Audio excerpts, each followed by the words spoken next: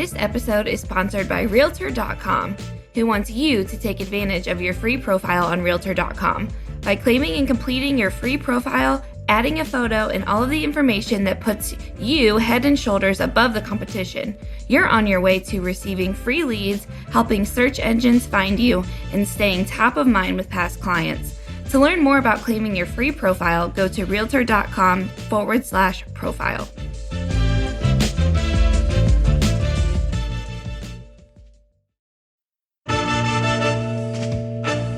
Welcome to the Real View podcast, where Ohio Realtors connect you to innovators and influencers, keeping you with the real view of real estate.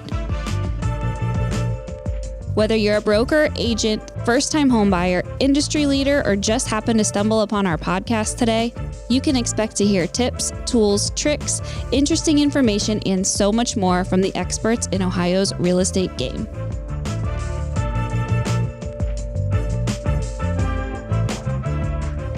Hi, everyone. Welcome back to the Real View podcast. I am your host, Allison Wiley. Joining me today is our special guest, Matthew Rathbun. He is president of Four Pillars Education. He is also our convention CE speaker, one of our great speakers we have joining us at our Ohio Realtors Convention in just a couple weeks here in Columbus. And he is a fellow realtor. Matthew, welcome on to the show. We are so happy to have you. Hey, Allison, how are you? Thank you for having me. Yeah, of course. I'm doing well. We appreciate you coming on, joining us, sharing a little bit more about what you're going to be talking to us about here in September at our convention, all about this world of buyer agency agreements, how to work with them, how to use them, what we should do, what not to do. And you're going to give us a little insight into that with, of course, much more to come during your session at convention. But before we get started on that, I would like to hear a little bit more about you, your career background, and how you got started in the industry. Yeah, I was working in emergency services, young, starting a family. The hours, just the lifestyle, and we were my wife and I got married at 18, so we were kind of growing up together, and it just wasn't what I wanted to be, and there certainly wasn't sufficient income to help support a family. My mother-in-law looked at me one day and she goes, I think you'd be a good real estate agent. And she and her side of the family all did this business. So she actually paid for my class. And I very reluctantly took it with a very short-term mentality. I was like, I'm going to try this for a bit, maybe a year or so, go back to school, get some new skills, find some new path. Being in our early 20s and having kids, there was just like, I knew what I was doing wasn't what I was going to do forever. And that was 22 years ago. So I'm still waiting for, a reason to leave. But I started young, and I mean, it showed. I actually, the first broker I talked to wouldn't hire me. He said, young people don't make it in this business. And I was like, okay, that's fine. And then about 12, 13 months later, our association had their awards event. I got that Rookie of the Year award, and it was based on production, a bunch of other things. And I think 6 months in, they asked me to talk about why I was building a website as a business, and no one really had one. And that triggered the bug to start speaking and teaching. And here we are. I love that. It's funny how this world kind of just sucks you in and never really lets you go, right? Like, I know I talk to a lot of people who have similar stories, and they're like, I didn't know this was going to become my thing, and then it just did. So that's really cool. And I also love the family thread. That's a common thing I hear too, is like, yeah, my family, was involved in this. I kind of learned from them. So very cool. And thanks for sharing a little bit more about you. And I know one thing you're passionate about too is education. And you started your Four Pillars of education courses and things like that. Tell us, in your opinion, why education is so important and why you've really made that a passion of yours. Yeah, look, we're knowledge workers. There's a lot of handshakes and big smiles and social media posts about value and things for real estate agents. But ultimately, at the end of the day, the reason the consumer chooses to hire us is because they trust us as their guide. As much as we sometimes, unfortunately, pretend to be. I'm not the hero. I don't have a cape. I'm the guide. I'm the one to kind of help them move from not knowing to knowing. And right now, the world is full of information, but not really guidance. And and I'm a big AI fan, but I do understand and accept that with that, there's going to be even more content put out there. So a consumer is going to be even more befuddled, I think, in some cases than they were before. And my approach as an agent has always been, I'm not going to be the one that gives you the warm fuzzies. I won't babysit your kids. I'm not going to give you the best closing gift. I try really hard, but there's other people who are better with those skill sets. I am going to be the person who knows the answers and knows how to get them every time. And I can only do that by learning. And I found myself kind of learning these processes. We'll talk later about the buyer agency agreement. And my path to using that was really not knowing. The broker that I went to for my first broker, it wasn't the family brokerage. I went to a different company, wanted to kind of make my own, state my own claim, so to speak, make my own way. And I went to a small company because the split was high, which back then was not as popular as it is now. And the broker had never sold residential. He was a commercial guy. It was a small firm. He goes, over there's a bunch of the forms. Just go look at them.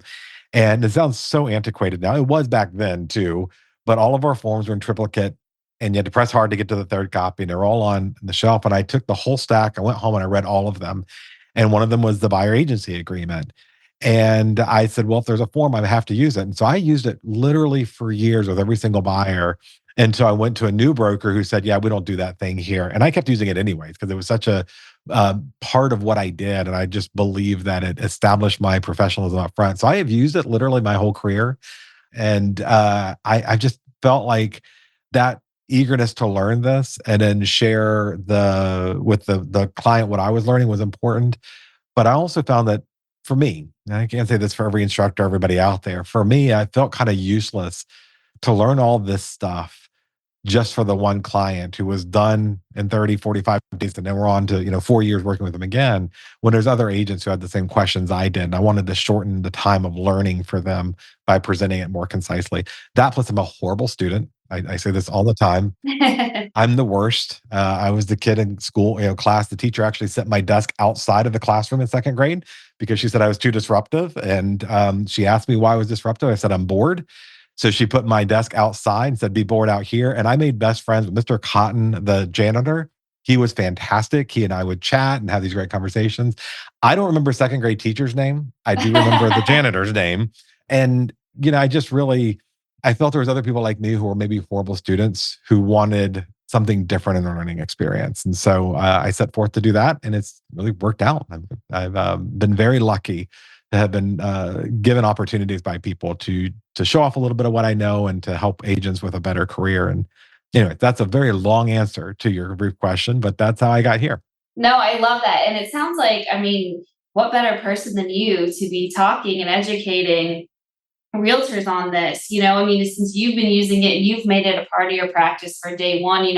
You are so used to this and have such a great sense and feel for how to use these and how to use these well. So I think it's really great that you are taking that and educating others, on what you've learned and your best practices and best tips that you found to do with them. In your opinion, you kind of talked a little bit about, why you wanted to use them, what you like about using them. But in your opinion, and we all know why they're so important and why they're going to be the norm moving forward, right? But tell us, in your opinion, why the buyer agency agreement is so important to both the realtor and their client that they're working for. I start with the fact that it's just what professionals do. I've never engaged the services of a professional who didn't ask me to agree to what our mutual relationship would be in contract. And I've always felt more comfortable doing that. Even if it's a car repair, I feel far more comfortable when they lay out the quote.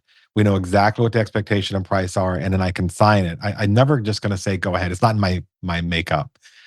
But also from the very beginning, mainly because I found that buyer agency or listing agreement or any personal services agreement, it was an exploration for me of understanding what promises I was making. I remember that using the buyer agency agreement when I went to become a licensing instructor. And I think most real estate agents, once they pass that licensing test, are like just as surprised as anybody that they passed it. And then they're like, what's next? And we forget all the things we learned in pre-licensing. And when I went back to learn how to be a continuing ed and a pre-licensing instructor, the paragraphs in the buyer agency agreement are what helped me get through that exam because they outlined, at least ours did, what our statutory duties were and what the expectations were. But it became a discussion piece for the buyer. Dear buyer, just like you knew what the terms of your employment were before you took your last job, I'm going to set those out here. And there's mutual relationship here. I'm going to show you all the things I'm promising to do for you. I'm going to ask a few things in return. We're going to memorialize this in this contract, this agreement.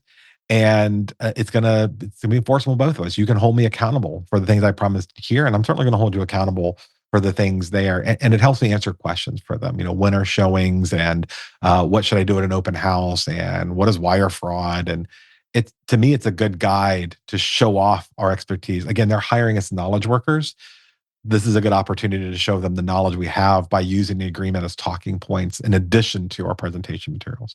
Yeah, and kind of just laying that out as a like, hey, here's everything that I'm going to do for you. Here's what you're getting if I'm representing you. And we've it said all along, when the news of the settlement came out, and now that this was going to be a part of the way we do business moving forward, that hey, this is just going to bring clarity. It's going to bring transparency. It's going to make sure that everyone is on the same page, right out the gate, so that once this process evolves and the journey goes on, that everyone's clear about their roles, responsibilities, and the services that they're getting. So I think it's really, really a great thing that we're in this place now where it is going to be the common practice moving forward. And it's really great, that you saw that from the beginning and have worked so hard in using that and making it really a part of your practice, which doing just the things that you mentioned, laying out those terms and making sure those discussions are happening, that everyone is clear up in front.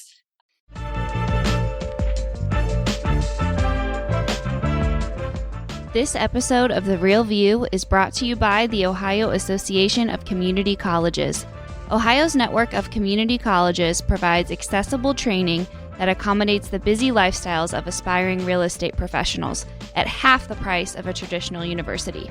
With convenient locations in every part of the state, as well as online options, Ohio's community colleges are your smart choice for pre-licensing education. For more details or to start the journey to a real estate career, visit the education page at ohiorealtors.org and then click on the pre-license course locations.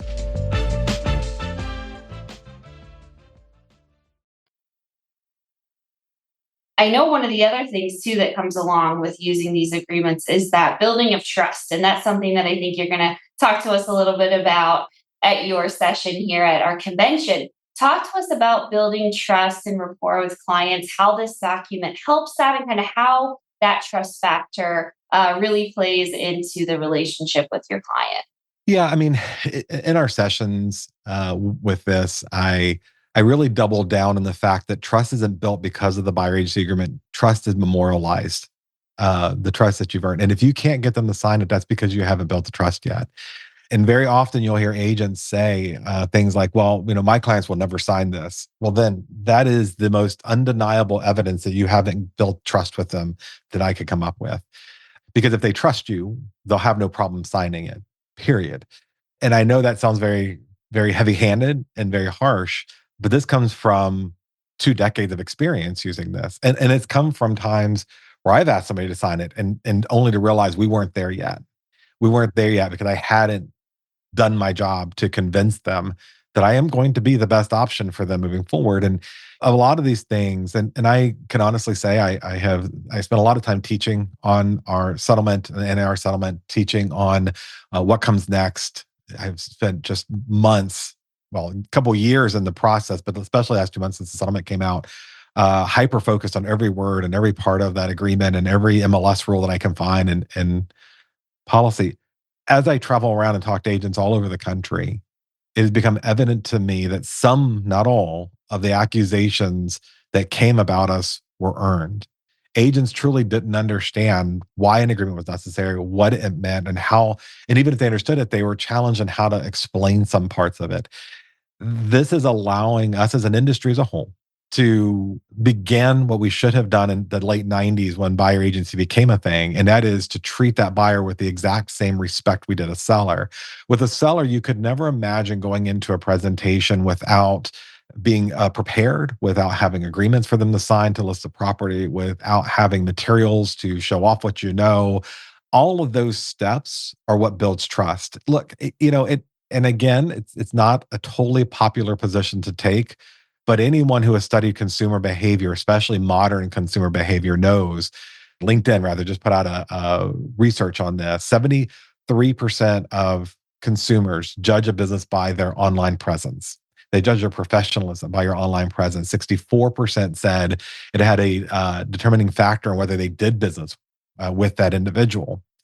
The sphere of influence, very offhandedly, you'll hear brokers who maybe they haven't practiced in a while, instructors who maybe haven't practiced in a while, will tell agents just focus on your value and work your sphere of influence. But very rarely do you hear them tell you what those two things are. My sphere of influence is no longer, when I started out, it was the people in my church, it was the people that I had worked with in my prior career. And I was the only realtor in that sphere, and I had a big sphere. Now, my association went from 600 when I joined to 2,000. And we have the internet and we have social media. The consumer knows a lot of agents.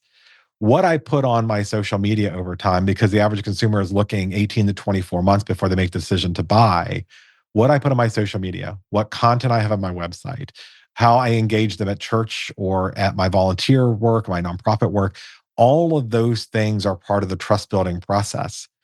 And if you're posting things in your social media that are hyper political, that are, some right now there's some, I consider them fairly vulgar memes that are going around that people think are funny, it breaks that trust.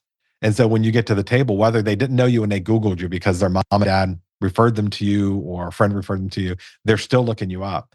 And when they see things that start to break the trust, they're not going to sign anything with you. But if you show unbelievably valuable content, quality content, your email and responsiveness, all those things, that's where the value is. It's the agreement is only signed when you've met the standard of getting their trust. And all these things matter. Yeah. So, and I love what you're saying about that, consumers are looking, they're doing the research before. And I was talking to someone recently, I think on the last podcast, and they said, most of the clients who you go into these buyer consultations with already have a good idea in their head of if they want to hire you or not, right? Because they have searched on your social media, they have gone down the research of finding out who you are and what you do. And they're just looking for that confirmation that, like, yes, this is a person I want to go with, or no, what I saw wasn't true, or whatever. So that they are coming into this pretty knowledgeable and have looked you up on social media and know who you are. And like you said, you could be influencing someone 2 years down the road. If, people are starting to look into things and doing this research before they ever get to the point where they're buying a home, I think that that's really important to note, that you could be influencing someone's decision 2 years down the road. And we're always not thinking that way. We're very in the moment people, and we do things, off impulse and post things and just not even thinking, but it can really impact us, very much into the future.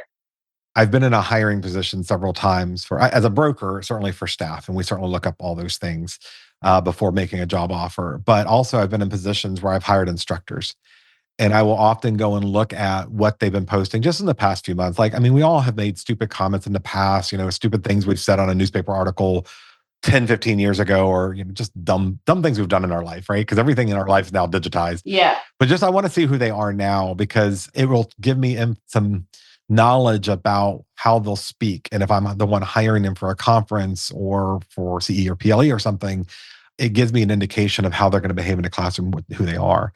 We kind of saw in this industry, when the code of ethics was modified from some fair housing standards, we saw some people saying some, I believe, outrageous things. And there's even people who I agree with politically, who I think are way over the line in some things, and it causes damage.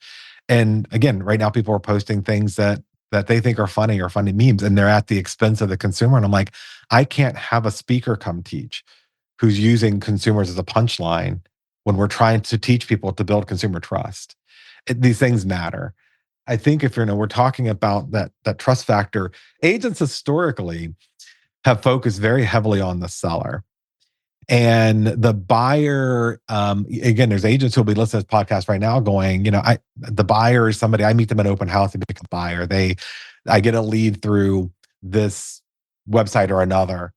And the buyer has just worked with you because they didn't really see any difference. They were like, I need somebody who has a lockbox key and availability to show me property and hopefully knows the contract. Because the buyer in their mind wasn't committing to paying out of pocket. The sellers were far more careful about researching their agent, getting recommendations, interviewing 1 to 2 agents. And Sometimes you don't know whether your interview is just a courtesy because they've known you forever, because mom and dad referred you, because a friend referred you, but they really want to use this other person, but they wanted to give, the shot to say they at least talked to you. And then you get in there and you start showing them stuff the other agent won't because you didn't say, well, I got the appointment, so clearly I'm getting the gig. Those behaviors, those mentalities that may have gotten you the opportunity to work with a buyer in the past change very much when the buyer is going to say, I have to pay you, or give you the right to ask the seller to pay you. You better be able to show value for what you're asking in compensation, and you better be able to do it quickly. And there's a whole bunch of techniques we'll talk about in the workshops that we're doing with this, at the send aheads and how you respond and demeanor. But it's really about thinking about the fact that this consumer behavior that has been over the past 67 years, since the last notable time there was a change in the industry, is changing significantly. And when I have to pay out of pocket, I'm already struggling because of high interest rates and all the rest, or at least promising that I'll pay you if we can't get the seller to pay, is going to change what they're looking for in us. It's going to change how they expect us to behave. And we one of the worst things we've done, and I'm so glad the Code of Ethics made this a violation, because it simply wasn't true. As agents saying, why would you not use me? I don't cost you anything. Yes. When you've reduced your value to nothing, that's exactly how they'll feel about you, and that you're disposable and then move on to the next person. It's going to require step our game and show off what we know before we even meet in a variety of ways. Again, stuff we'll uncover in class how to do. Yeah, those expectations are going to be taken up a notch, right? The consumers are going to go into this, wanting to be impressed, wanting to have a professional by their side, and they may be interviewing, multiple people, and it's your chance and your opportunity to really stand out and shine and show off why you're the best person for that job. And you mentioned something earlier about timing and the timing of this all, and I think that's really interesting to talk about, is how to time this right, right? Because you mentioned, you might ask for it too soon, they don't feel comfortable. In your experience and from what you've found, have you found that perfect sweet spot of timing, or when, do things progress a certain way that, okay, now it's a good time, or how do you time that right when we talk about this kind of stuff? Yeah, like I said, we got married 31 years ago at 18 years old, so I don't know when to make the move anymore. Like I can't put it in that perspective. But Yeah. For a consumer, look, and I don't mean to disparage anybody in this area. I hope everybody hears what I'm saying and not taken out of context. There's a lot of people trying to tell agents what to say and how to behave, who have not done it in a very long time, and the techniques and skill sets that worked 30 years ago or 20 years ago don't work with today's consumer. The consumer who is naturally irritable and skeptical. The internet has exposed a lot of dark things about life in America, for lack of better places. The media has taught us to be afraid or angry of every single thing we hear, no matter what it is. Being an outrage about everything, right? Yeah, being an outrage is the standard for people. And so that consumer isn't going to immediately build trust just because you have a license. And so the idea that I'm going to get on the sign as we're walking the door of the property, and again, quite frankly, working with a buyer and being a buyer is more complex, and they're more disadvantaged than a seller is. Seller has a property, and buyers have interest, especially in the seller's market, a strong seller's market right now. The seller has to keep their house clean and price accordingly. That's basically what we're looking for. Present the house well, price accordingly. For a buyer, there's contingencies, there's mortgages, there's 30-year promises, there's big dollar amounts that are coming out of their pocket they've had to save up for a while. And quite frankly, the ability to buy is getting further and further away from the average American. They want more desperately than ever for a qualified, competent, knowledgeable agent to do that work. Getting them to sign a buyer agency agreement happens after I've had this consultation with them and walked them through some of the things I know, alluding to there's more that I know that'll come into play when you get that far. And I'm here to equip you to make the most of this money that you've saved and to defend you and your family, and not just the buyer hand, their entire family, from damages that can occur if you try to do this on your own, you're trying to do it with a less experienced agent. And again, some of these things that are changing are fundamental to consumer behavior right now. I want to know I'm getting the most value for my dollar because the dollar doesn't stretch nearly as far. The future promises I'm not there. We have a whole generation who are buying now whose mom and dad lost the childhood home because they took out more in loans and got foreclosed upon, and they saw what their parents went through, or they lived in the house when that happened, or they themselves went through it and are just now buying again after years of rebuilding credit. And I think a lot of agents are focused on how to get them to sign here, sign there. What words should I say?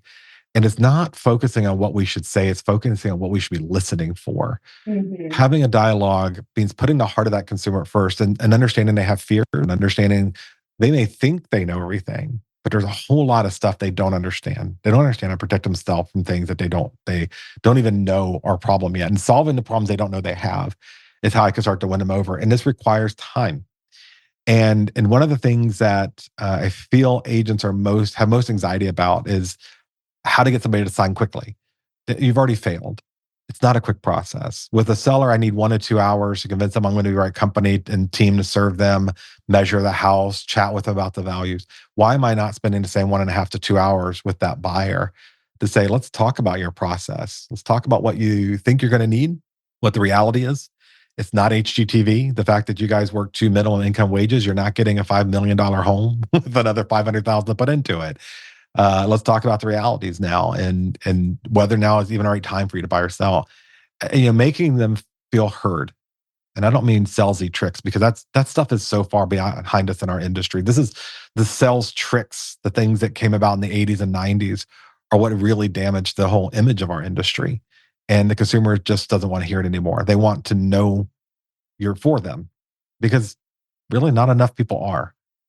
And especially not when you are buying a hundreds of thousands of multi hundreds of thousands of dollars, on a home. I think that's the crazy part about this too. Is like this is oftentimes the biggest purchase that someone's going to make. So of course there's going to be fears, as you mentioned. Of course they're going to be nervous. Of course, you're committing to this major purchase, and like you said, having someone there, making them feel safe and secure, and knowing that they have someone in their corner, I think is going to make all the difference. Yeah. We have to reimagine who we are to them.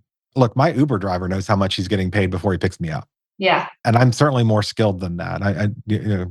Uber drivers take their life in their own hands in some cities to do that job, but I don't want to discount their work. But the driver's license, a good background check, and how to use an app is essentially what's required of an Uber driver. For me, it's far more complex. And if they know what they're going to get paid, I know what I'm going to get paid.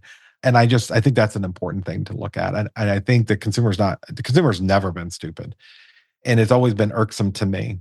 It's an old man word, irksome. It's always been irksome to me when I hear speakers or coaches or whatever use the client as a punchline, because it starts to instill in our agents that you're the beautiful, smart people. Your clients are stupid. Just go deal with it for 30, 45 days. This is a long-term relationship. And I sincerely mean that. Like, that is my goal for every client.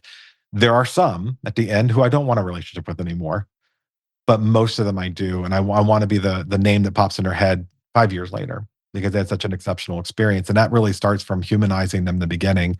And I'll say, when I'm talking about humanizing from the beginning, that person who sends you an email through Zillow or Realtor or Homes.com at 11 o'clock at night isn't just a lead. And I wish we'd got rid of that word from our vocabulary. That is a very scared 25-year-old who's never had to move before, but whose husband got orders, and they want to buy as opposed to rent because it's long term. It's a gentleman who's, the love of his life, who he married in high school, was killed in a car accident. He can't come home to that house anymore. And 11 o'clock at night was when that was it for him. He's got to sell. These folks have stories. And I need to be able to listen to those stories and find out if I have a place in them. And not always will I. Not always will I. There's going to be people who just aren't ready. And I'm going to realize that they could go down a dangerous path for them financially if I help them buy, because not everybody should be buying right now. Not everybody should be selling right now. And so being able to walk in the door and say, let's talk about what your story is. Let's hear what your needs are, your wants are, and let's set now the expectations for later, so that you're not getting buyer remorse after you sign that contract, because we address these things early on. And all of that is just really understanding that, the agents say it all the time. This is a people business. They usually say it when I'm trying to deliver some new technology. Or like, I'm really more of a people person. You know what? People are using technology, so you got to meet them there. That's part of the people process. But I need to understand that story is about them, not me. And I need to understand that when they reach out to me, they believe themselves to be 70% of the way through a process when they truly aren't. And I need to pick up the phone or email them back in a quick manner, as quickly as possible, not necessarily 11 o'clock at night, but soon the next morning, and start a dialogue about how I'm going to help them through that process as a human, not a lead.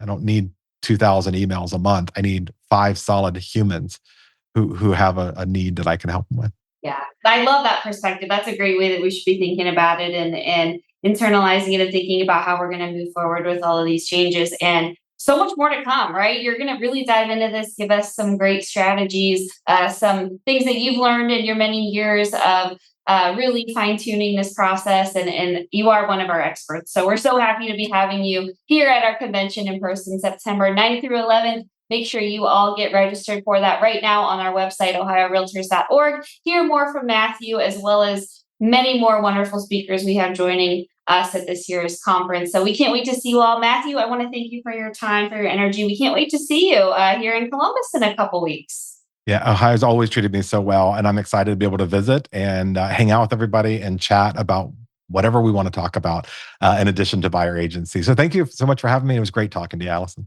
Thanks again. And to all our listeners, thanks so much for tuning in. We'll be back with you next week. Thank you for listening to The Real View. That wraps up today's episode. You can keep up with the latest on the podcast at ohiorealtors.org/therealview and on Apple or Google Podcasts, Spotify, or wherever you listen. Have questions, comments, or suggestions? We want to hear from you. Email us at podcast@ohiorealtors.org. We'll see you next time.